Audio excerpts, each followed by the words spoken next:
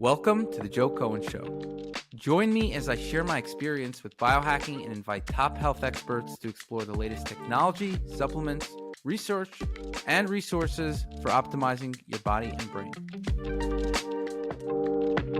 So, dealing with anxiety, we shall get started. Okay, so some questions here. Is anxiety genetic? Basically, yes.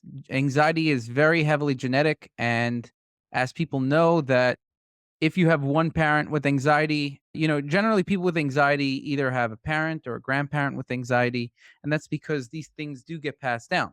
Now, obviously, there's something called epigenetics, and there's a lot of things that you could do, right? You're not necessarily born with anxiety, so it's not completely genetic, but yet we know that there's a very large genetic component.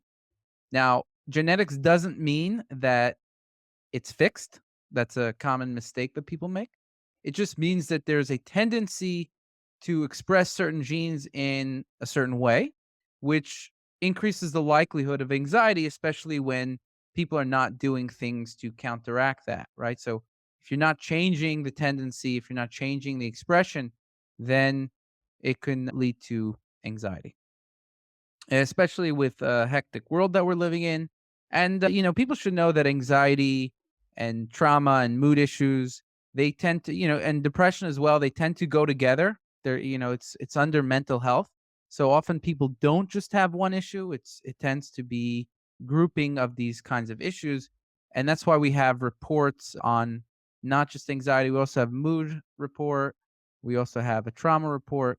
They're not exactly the same, but there are some similarities. So they can lead to many different health issues, right? So we know that, people with anxiety, they can live less longer because stress is the number one killer. It can cause cardiovascular issues, can cause sleep issues, anxiety and stress. Stress is the difference between anxiety and stress is that stress is the product. I mean, stress is in one way to define it is, you're getting incoming stimuli from the environment, but the way that your brain perceives that stimuli is it could either be in a calm way or a stressful way. When an individual has anxiety, they tend to perceive and take in the information in an anxiety inducing way. So anxiety is really, it's basically it's a name for there's different names for how we perceive the outside world, right? So there could be two individuals. One person can perceive something in a very positive light, in a very, relaxed way, and another person can have a panic attack from it.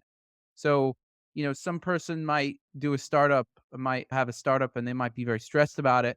Some people would be exhilarated by the unknowns, right? So you could have the same exact situation, but the response to that situation is very different.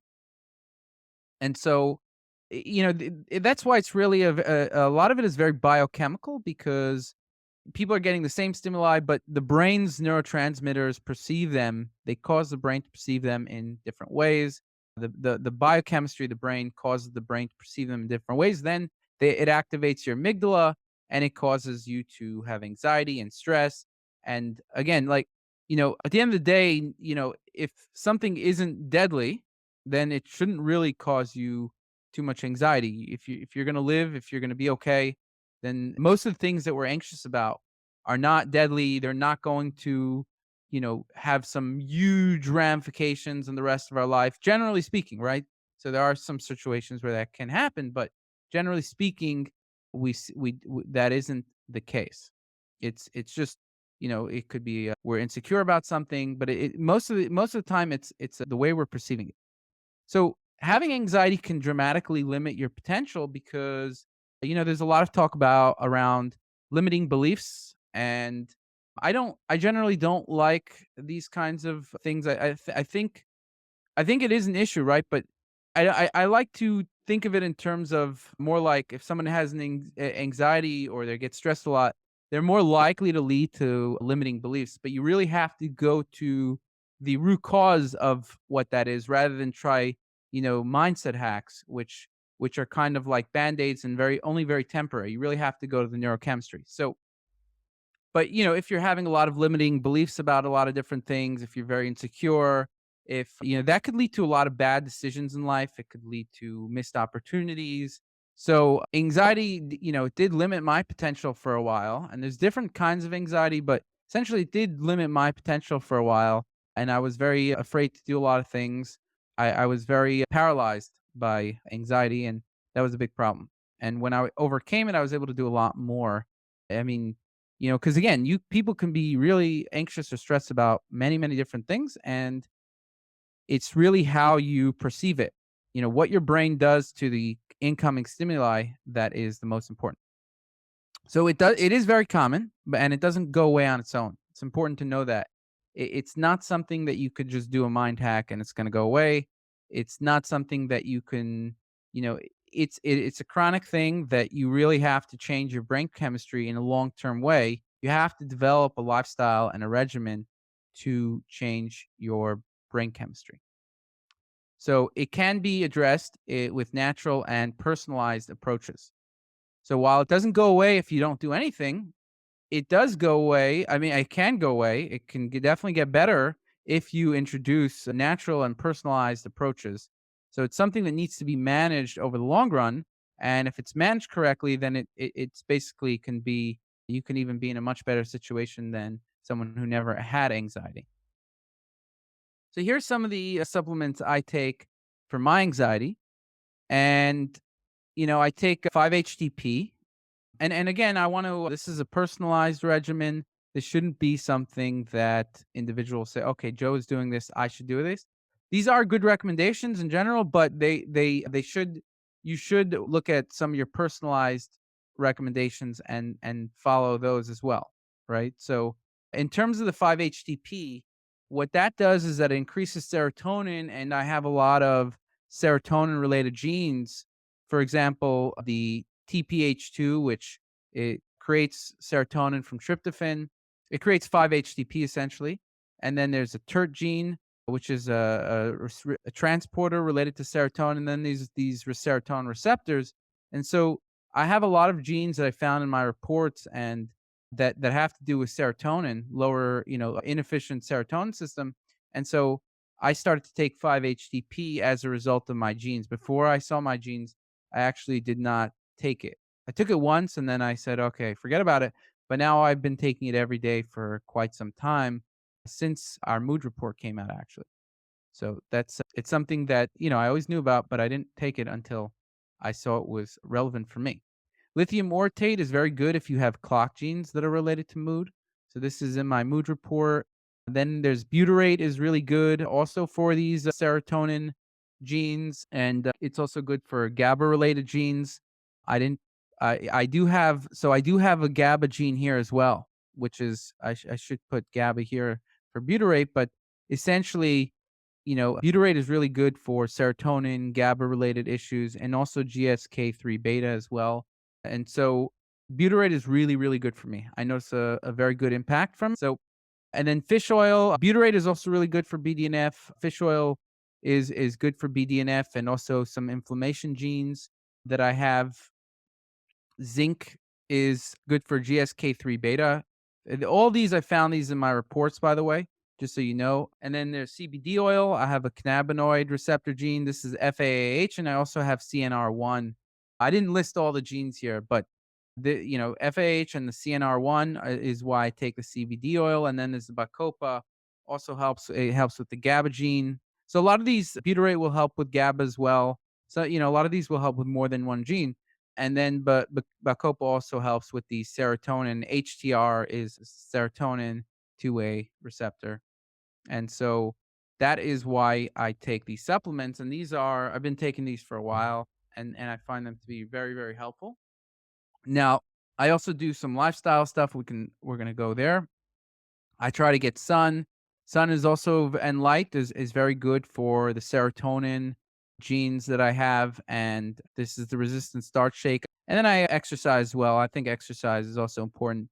And then in the evenings, I'll do some blue blocking lights, and that's because melatonin is very important for my mood. That has to do with the oxytocin receptor and some other things. And CBD oil is also, again, good for inflammation. It's good for It's good for a lot of other things like the cannabinoid genes as well, FAAH and the CNR1. So those are some important genes for me. And if you think that the genes are very complex, then all you need to do is look at the prioritized recommendations. So you don't have to worry about getting too much into the weeds. I like to know these things personally. But yeah, so yoga and aromatherapy, it's also good for oxytocin and GABA. So I could put like lavender oil, and then I try to go to bed earlier than later. Not always that successful, but I try. And I find that's good for my mood as well. And I try to sleep as much as I can, which is usually about 7 to 8 hours. I don't consume caffeine or alcohol, and I minimize plant-based lectins. And yeah, so my genetic results actually from the food sensitivity reports and some other things told me that lectins are not good for me. I already knew that happens to be, but I was able to verify it. Okay. Now, building your own gene-based regimen. You number 1 is you wanna look at your anxiety-related genes, your mood-related genes. You wanna download the reports. If again, I mean, everyone can do their own thing. I think it's very important to understand what your blueprint is so that you can know your biochemistry, right? I mean, you could just take random things, but it's helpful to understand what your brain chemistry is like and to take things that are more tailored to that, right? You want a personalized approach, but the recommendations there are good in general, and you want to find a supplement, diet, and lifestyle recommendations that will address your problem genes and that are good for anxiety. You don't just want to target the genes without making sure that the recommendations are good for anxiety as well. And you want to then track your changes as best as possible. I would like to get to people's questions, and I would like to talk about what issues people are having, discuss, different things, different questions, and me and Dr. Gray can answer some of these questions. So let's get through some of the questions here. Time restricted eating, role of caffeine. I think caffeine is generally not good, but it does depend on your genes. So some people have genes where it doesn't impact, and some people have genes where it does. In terms of time restricted eating, I think that's probably an individual thing as well. I don't know if there's a general broad stroke for whether that's good for anxiety. What do you think about that, Dr. Greg? I like the 16-hour fast, 8-hour eating window. If you're eating too frequently, you may lead to dysbiosis. And if the dysbiosis would lead to possibly increased LPS, which would be pro-inflammatory, which could exacerbate anxiety in some individuals. I mean, that goes back to the butyrate thing too, because we want to make sure our gut microbiome is good. So we're making healthy short chain fatty acids, good amount of butyrate. So I think just making sure we're eating within a window would be beneficial. Right. I would agree with that. Okay. So, what are the most potent natural forms of medicine available for severe physical anxiety symptoms like shortness of breath? So these things are, the physical symptoms, you don't want to worry too much about the physical symptoms because, when you talk about shortness of breath, heart palpitations, shaking, these are symptoms of an overactive nervous system. So it's not about the symptoms as much as it's about calming the nervous system. So everybody has different symptoms of anxiety and an overactive nervous system as well, right? Not everyone gets heart palpitations, but you want to go to the root cause, which is the overactive nervous system. What would you say about that, Dr. Greg? I was actually looking at it yesterday that a mindfulness meditation is one of the best methods for, at least for mindfulness practices. And actually, it was as good as cognitive behavioral therapy, which is a common thing that people are recommended for anxiety. So definitely mindfulness meditation. And if you can't find someone to do guided, there's several apps that you could use. The one I like is Headspace. Another one is Calm. They'll kind of just guide you through the mindfulness meditations if you're looking to kind of come down from a panic attack or some breathing episode. Okay. And someone asks best supplements for quick relief of generalized anxiety disorder.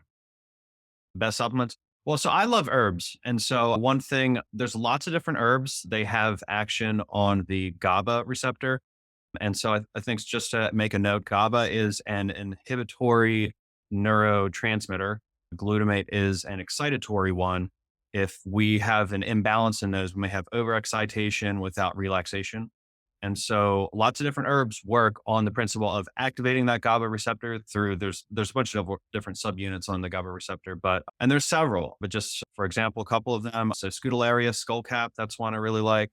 Melissa officinalis, that's lemon balm. That's another one that has a GABA receptor activity. Ashwagandha. Kava is a really potent one, although you got to be careful because sometimes that could mess people up with liver disorders. And valerian is another good one. So there's lots of different herbs I like that are help to stimulate the GABA receptor. That's my personal favorite means of kind of relaxing myself. Okay, so somebody asked why methylated B12 and methylfolate can make anxiety worse. What do you think about that? So you don't want to over methylate because then you'll kind of throw off your methylation cycle. And so in those individuals, and also our methyl groups are going to be inactivating things that are excitatory, like whether it be norepinephrine, epinephrine, dopamine. And so we want to make sure that we have enough methyl groups to kind of bring those out of their acting cycle, but not so much that we're kind of pumping them up. And so, and one trick for that is niacin.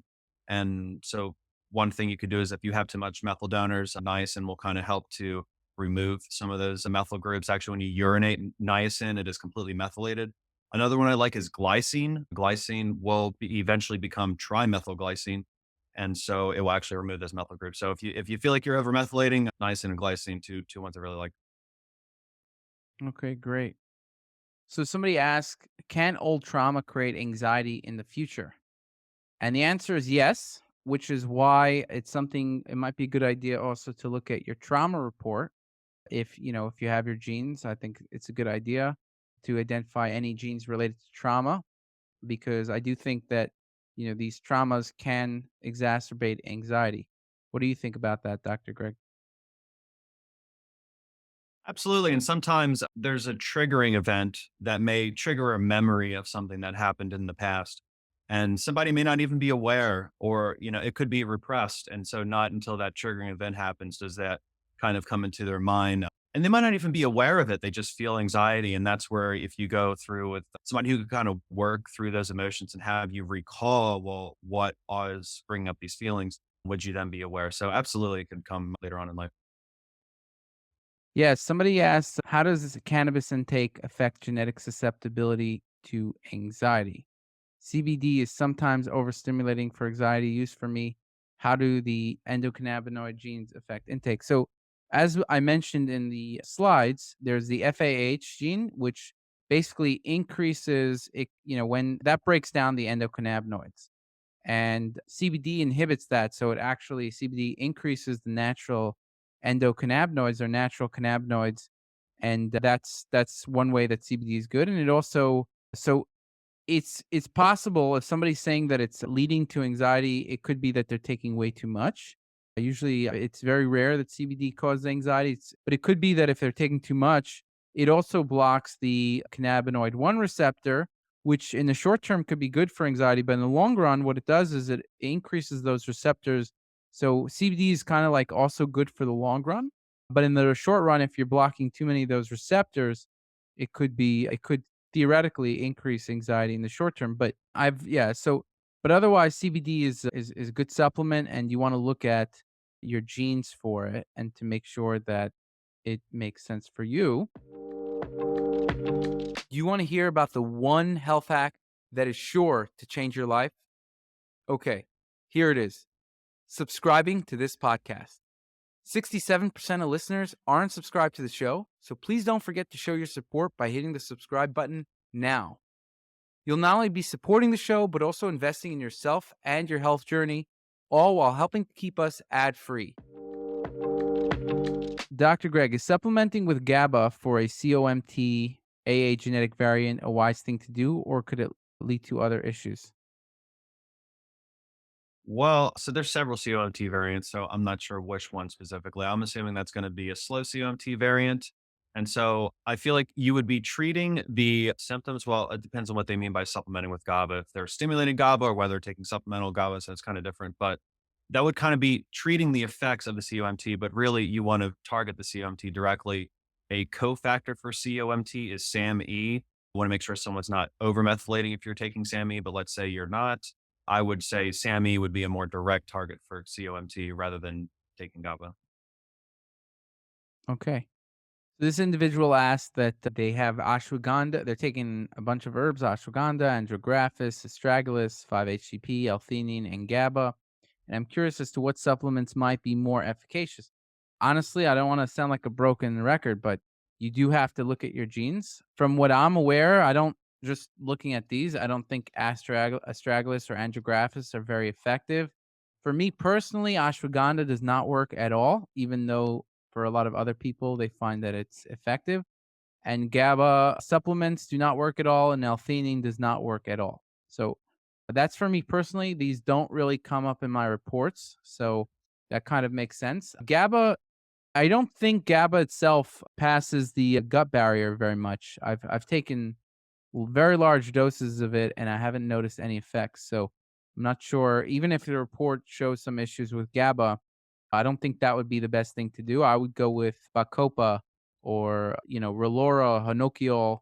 These things, magnolia bark is the main herb for that. But, so magnolia bark, and I personally like Bacopa as one of the best for GABA.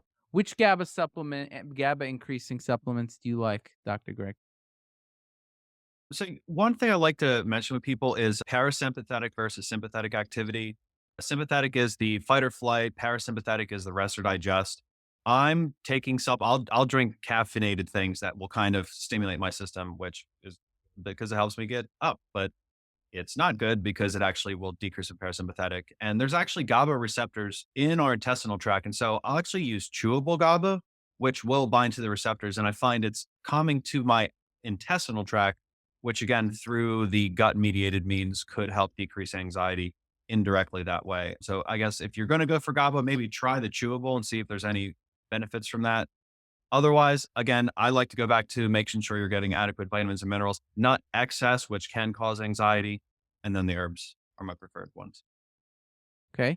Somebody asks, how is estrogen and hormones implicated in anxiety? What would you have to say about that, Dr. Greg? Sure. So for several genes, we need estrogen in order for it to work. And so one thing we haven't talked about yet is COMT and MAOA, which I think is very important. And so COMT is catechol O methyltransferase. It's going to help degrade some of these excitatory things, norepinephrine, epinephrine, dopamine, and monoamine oxidase is going to break down monoamines, which it's similar things that it breaks down. If these are slow, it doesn't remove them from our system quickly enough. And so you have elevated levels of these which can be excitatory, which can lead to anxiety. If you have too little estrogen, if you already have a slow SNP for COMT or MAO-A, estrogen is going to make it go even slower.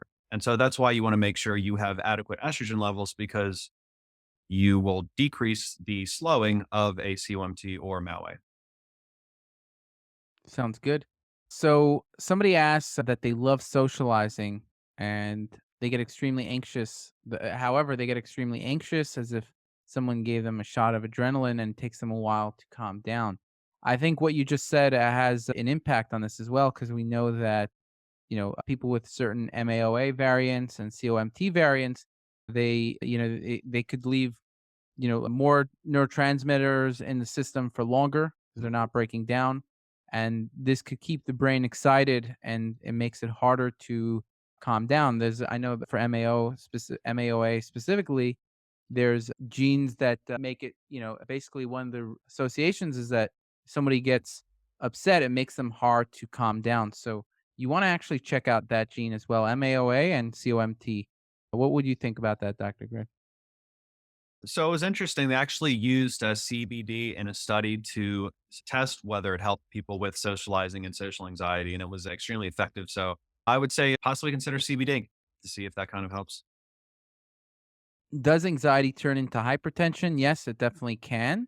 One of the reasons why it can turn into cardiovascular issues. People are, I have another question here about cardiovascular functions. Again, can it lead to cardiovascular issues in the long run? I did read one study where people with lots of anxiety and stress, it's possible to, they can live 10 years shorter. And there's definitely a significant increase in cardiovascular disease. Now, you don't have to worry about that so much. So, first of all, a lot of people are asking about cardiovascular, they're asking about sleep, and this kind of shows how the body's connected in different ways. So, you have an individual can have anxiety, they can have, they could be worried about cardiovascular then, and then all of a sudden they're worried about sleep issues. Just an FYI that SelfDecode does have a sleep report, it has a cardiovascular report. So if you are worried about these issues, we do have reports related to them as well. But in general, I think, there's a lot of talk about mind body health. And I think making sure that your mental health is stable is probably the most important thing that you can do for your physical health. And so I think it's very important. And again, it's very hard to change. You can't just will to get rid of anxiety or any kind of, mental health issue. It's really just the way that your brain chemistry is interpreting the outside events that are coming into your brain. And, it's triggering your amygdala. So you really have to change your neurochemistry. Someone asks, is anxiety emotional or physical? Again, it's I wouldn't classify. I mean, it has physical effects, it has emotional effects, it makes it seem as, it has both, it's both. But the key is that whether, it's really it's changing your perception, and then it leads to a whole cascade of events after that that have a whole bunch of changes in the body. Your cortisol, your HPA axis, your nervous system, they're basically connected to their whole body. And if your body keeps on thinking that, you're running from a lion, it has your body changes in a way that, makes it more likely that you'll survive in that situation. But it's not as good for the long-term health, right? You can have food sensitivities. There's basically a bunch of issues that can come up. So I noticed that it's very common that people get food sensitivities after anxiety as well. And we do have a food sensitivity report as well, just FYI. But I do think the mental health is really the starting point. You want to get that foundation, set. You want to make sure that you're as stable as possible. And the way to do that is to change your biochemistry. And it doesn't have to be only with supplements, just to be clear. It could be things like yoga, could be things like, whatever you find that your genes are telling you is good for you. I think it's important to try those things out. So someone's on a diet and the food cravings are so bad, it's causing anxiety. The interesting thing about anxiety is it could come. There are so many different types of anxiety.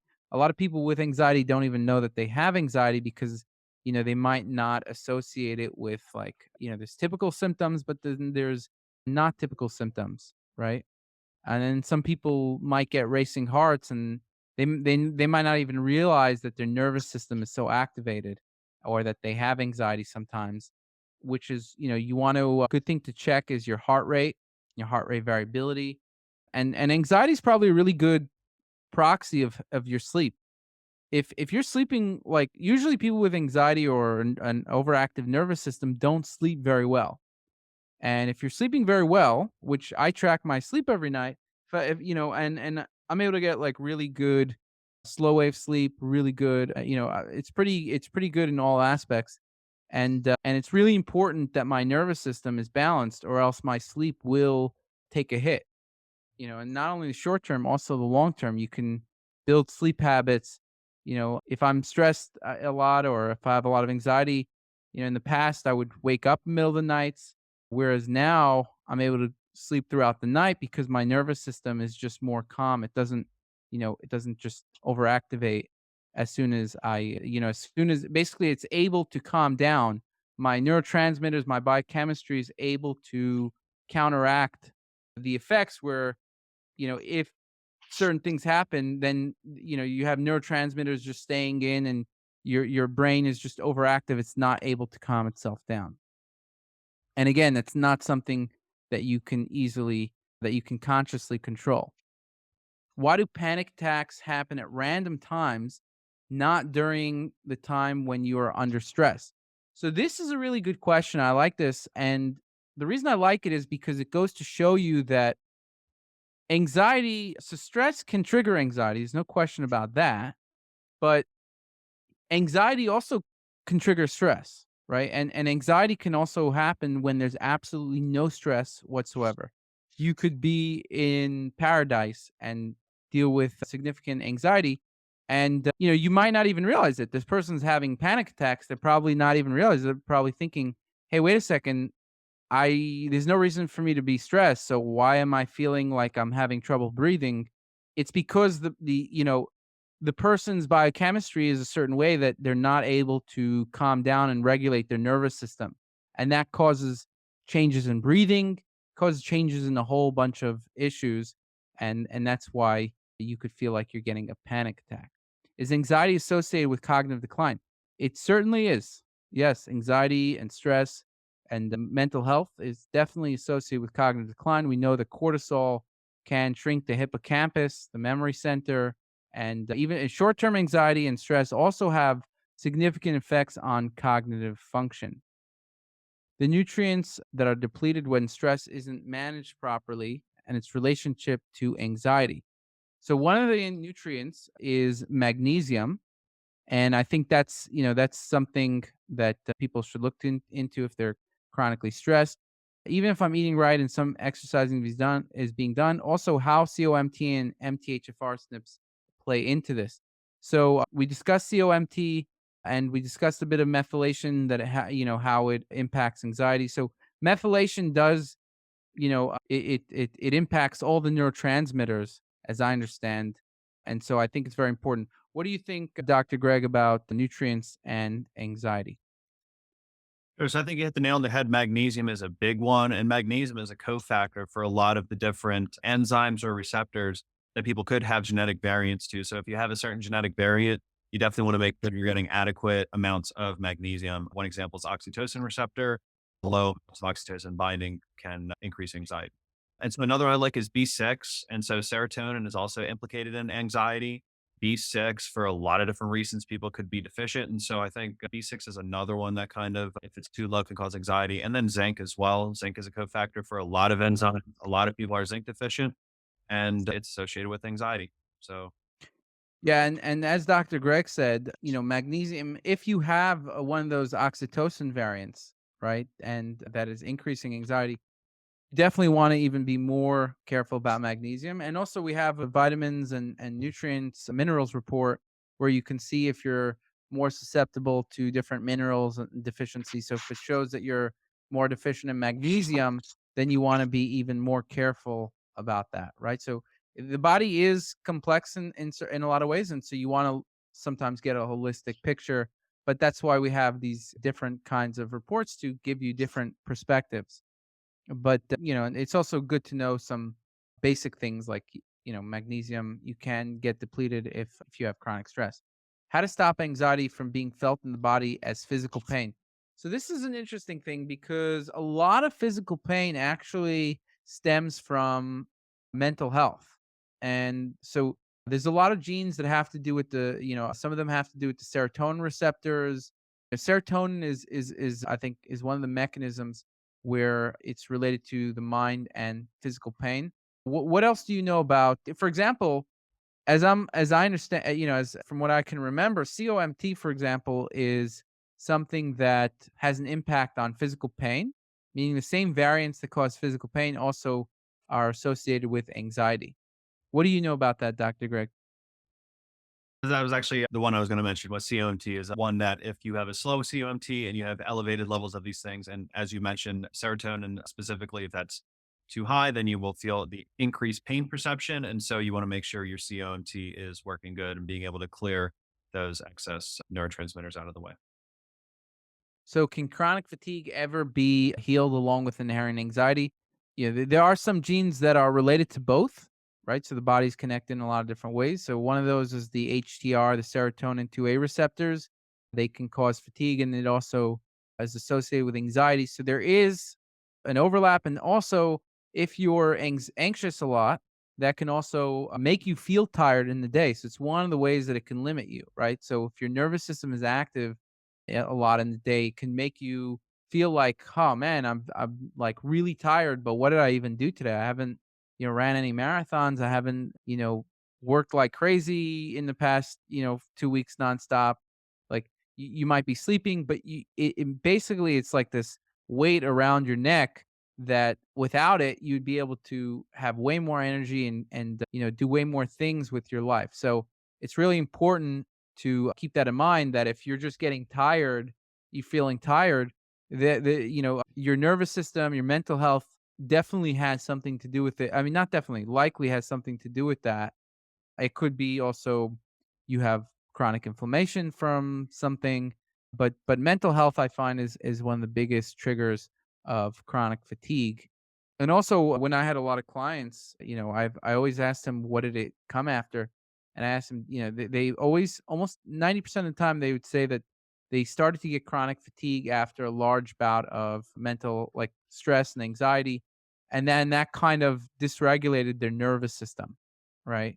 And their circadian rhythm, and it could like, maybe cause trauma. And then after that, you can have it could be longer term, right? And it could mess things up in certain ways. So, mental health is something that people should definitely pay attention to. It's not something to just say like, okay, this is the way it is. You want to make sure that you're doing everything you can, taking the most personalized approaches. Dizziness from anxiety and panic attack. That's one of the things that's it's a common symptom from people with basically the nervous system has a lot to do with your balance. And when that is out of whack, that could cause dizziness. A lot of people with dysautonomia or problems with their nervous system, they'll feel dizzy a lot. So, and also when you have anxiety, it takes away blood flow from specific parts of the brain. At the very least, right? So your higher level thinking, like your prefrontal cortex, is not working as well as your limbic system is more activated, and that's probably where the blood flow is going rather than the parts of the brain where it's regulating balance, things like that. What would you have to say about that, Dr. Greg? So yeah, I think that's one thing we need to mention is there's some causes of anxiety that could just be not as much as we would consider traditionally mental emotional. So for example, arrhythmias. And a lot some people are saying, well, I feel these palpitations in my chest, and that could be a mental emotional connection, but it could be an arrhythmia. And so that's one thing you would have to rule out with your doctor to make sure that there was nothing with the heart that was actually causing those breathing episodes and the panic attacks. And two more things, hyperthyroidism, and again, there's lots of genetics that go into hyperthyroidism. Maybe you have a predisposition for having increased thyroid function, but excess of thyroid function can cause anxiety. And another common one is calcium dysregulation. And so if your blood calcium levels are off, that could also bring about anxiety. So those are three big ones that you would just want to rule out if there you have an onset of anxiety, especially suddenly. Okay, so somebody asks here, trying to figure out how to overcome a sense of doom even with successes. I can't even enjoy myself. I'm afraid to jinx myself, right? So, like I've been saying, I think the first thing in overcoming mental health is to realize that there's nothing that you can think about that is going to overcome it, right? You just have to approach it in a way that, hey, wait a second, what did I do today that is influencing my mood, right? So if your mood is not good, then you have to look at your like it could be that you're working 20 hours a day and you're not sleeping and your life is a wreck, right? Possibly. And so I mean you want to fix those things, or you could, your life could be somewhat normal and you just say, "Hey, well, I just, I have anxiety."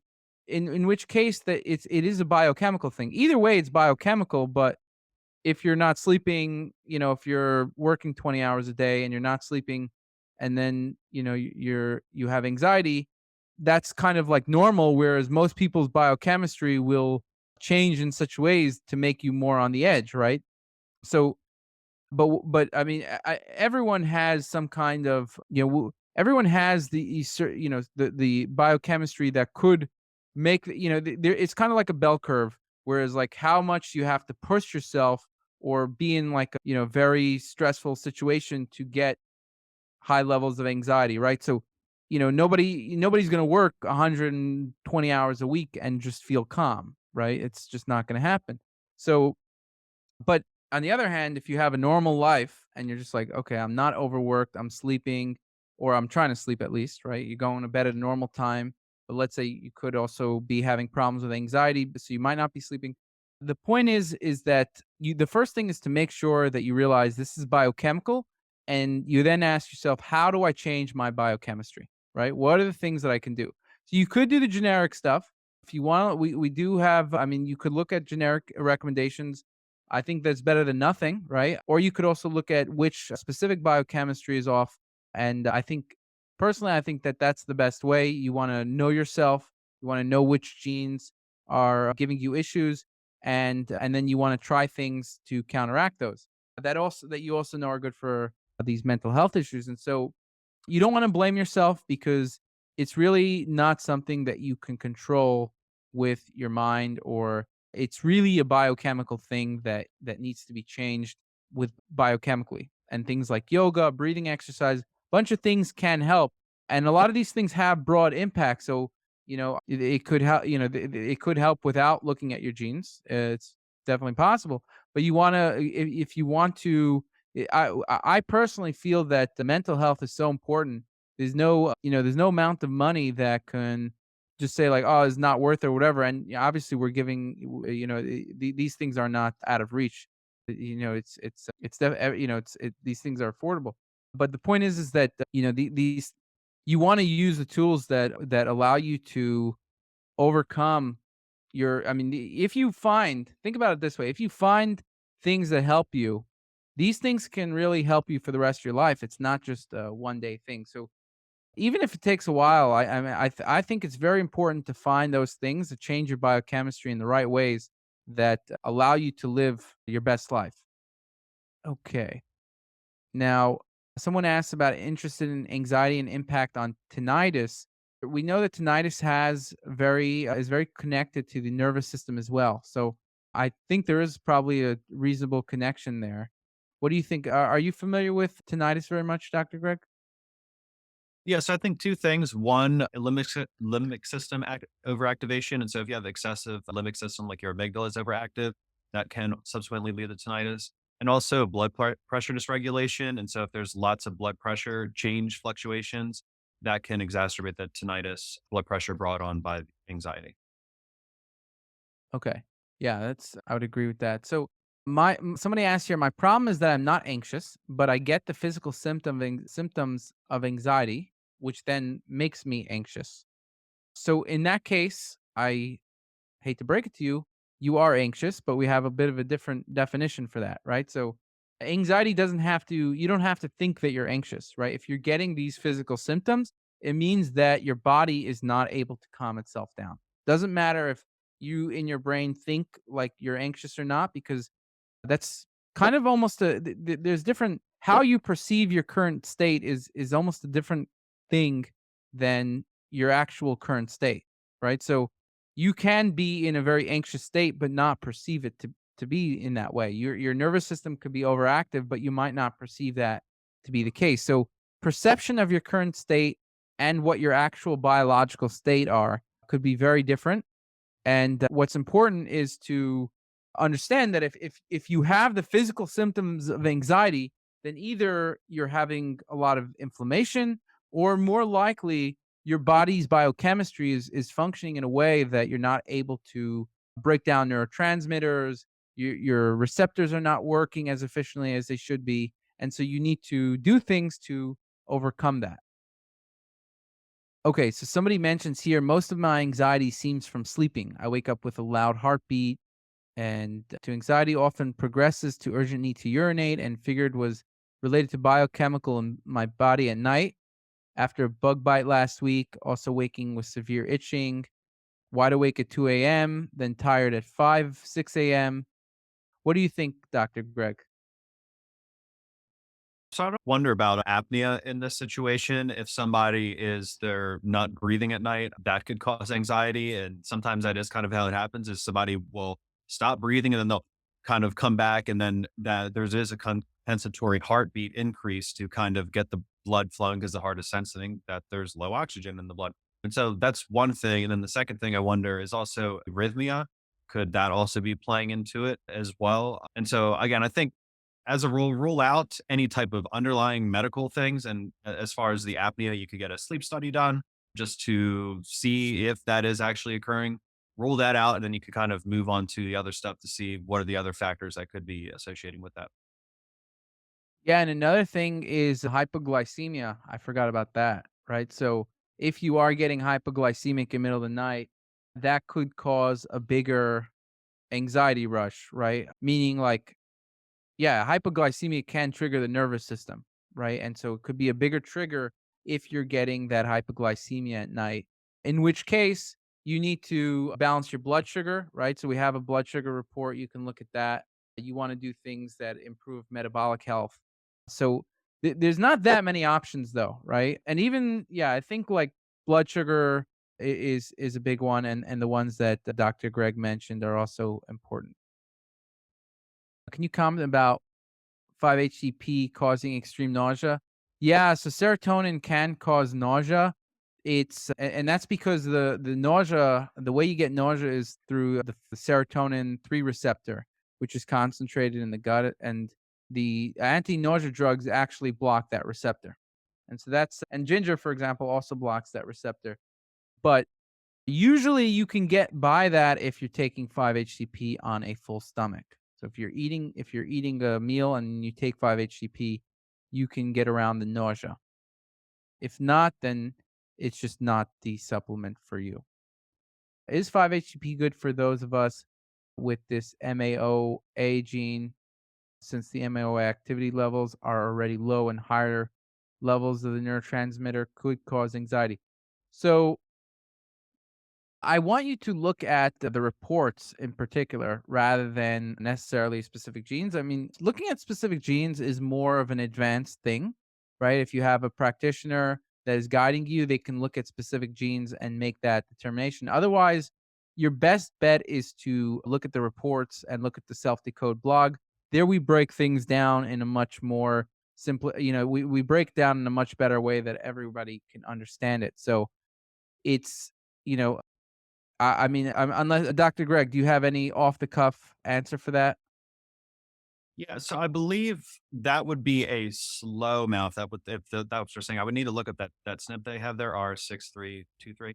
But if that's slow, then how that would be causing anxiety would be elevating the levels of neurotransmitters because that enzyme can't clear it out. Monoamine oxidase, it oxidizes it, gets rid of it.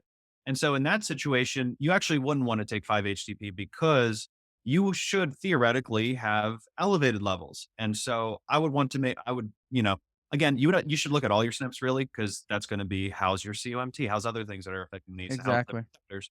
And so I would look at the whole picture rather than just focus on one thing. Are amalgam's mercury dental fillings a possible cause of anxiety? What would you say about that, Dr. Greg? We could do a whole several series of webinars on environmental exposures that would be increasing, not just anxiety, but a lot of other things. This is why you need to get the holistic picture and see what are the environmental exposures. Even something like sound pollution could be causing anxiety, right? Or something as, I mean, mercury will cause a lot of things in addition to causing inflammation in the brain, and that could lead to anxiety. So I would absolutely agree. You got to look at the whole picture, but that's one of many things that you could be exposed to that cause anxiety. Yeah, that's 100% true. It's one of those things you got to look at the whole picture. Okay, so do you think genetic testing works alongside the Dutch testing? I think lab tests in general, we do accept. So Self Decode has the lab testing feature built in there.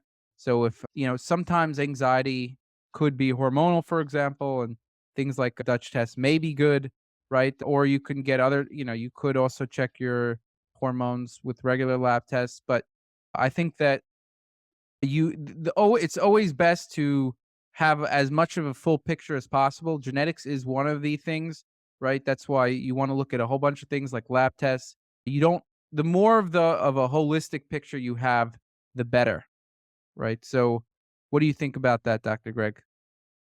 So there is lots of things that can actually inhibit some of those enzymes. And the Dutch labs test, so someone understands, is like dozens and probably 40 different metabolites of different estrogen, cortisol, testosterone. And so, but lots of things can inhibit those enzymes. And so, what happens is if you don't know your genetics and you get a Dutch labs done and you see something's off, you don't know, is that a genetic variant or am I being exposed to something that's actually decreasing it? So, this is where you build the full picture, get the genetics, environmental testing, and then get the hormone testing. And then you can kind of put together the full picture to understand what's going on. And that's pretty much it. I think, hopefully we'll do more of these and we can answer more questions. And, I wish you the best and hope your anxiety is able to be overcome. 67% of listeners aren't subscribed to the show, so please don't forget to show your support by hitting the subscribe button now. You'll not only be supporting the show, but also investing in yourself and your health journey, all while helping to keep us ad free.